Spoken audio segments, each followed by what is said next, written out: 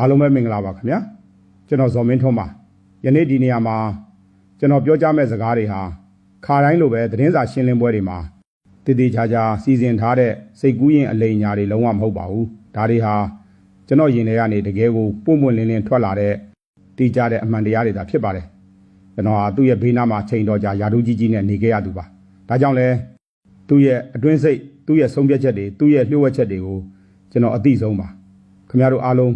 မျက်မှောက်ပြုနေရတဲ့အမျိုးဘာသာသာသနာကိုစောင့်ရှောက်တယ်ဆိုတဲ့အပြောအဟောတွေပြီးတော့နိုင်ငံတော်ကိုကယ်တင်နေတယ်ဆိုပြီးခဏခဏပြောနေကြစကားလုံးတွေဟာအပေါ်ယံတရုပ်ဆောင်နေတာတရုပ်မှန်ဖုံးကွယ်နေတာတသက်တာဖြစ်ပါတယ်အမှန်တရားနဲ့လုံးဝကင်းကွာပါတယ်သူ့အတွက်ကတော့သူ့ရဲ့ကိုကြိုးစည်းပွားသူ့ရဲ့အာဏာတည်မြဲရေးအတွက်ဆိုရင်ဘယ်သူကိုမဆိုဘယ်နေရာမှာမဆို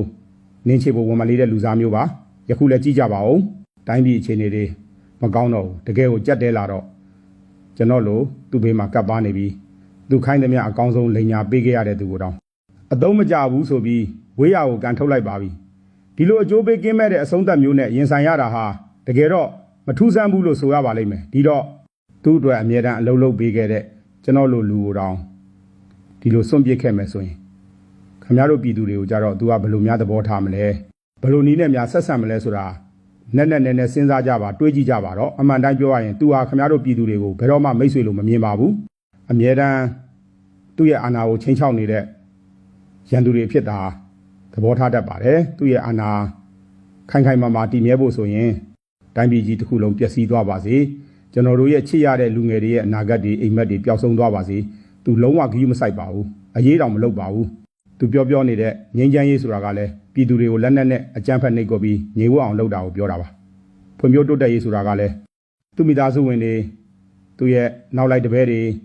ချမ်းသာကြွယ်ဝဖို့အတွက်ကိုပဲရည်ရွယ်ပြီးပြောနေတာသာဖြစ်ပါတယ်ဒီနေရာကနေကျွန်တော်တခုတည်းတောင်းပန်ချင်တာကတော့ရခင်ကကျွန်တော်ရှေ့ကနေမမရက်ပြီး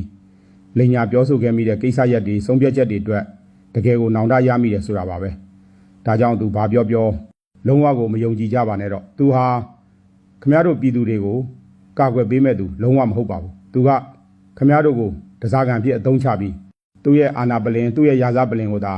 အခိုင်အမာတိစောက်နေတာဖြစ်ပါတယ်သူရဲ့လိန်နဲ့လက်ဖျားမှုတွေမမှန်ကန်တဲ့လမ်းစဉ်တွေထဲမှာကျွန်တော်တို့အားလုံး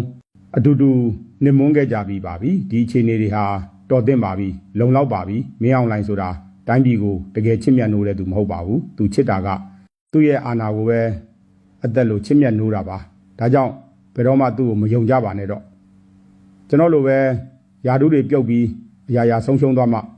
နောင်တရတာမျိုးခင်ဗျားတို့ပြည်သူတွေမဖြစ်ကြရအောင်လို့ကျွန်တော်ဒီစကားကိုယင်ဖွင့်ပြောကြလိုက်ရခြင်းဖြစ်ပါတယ်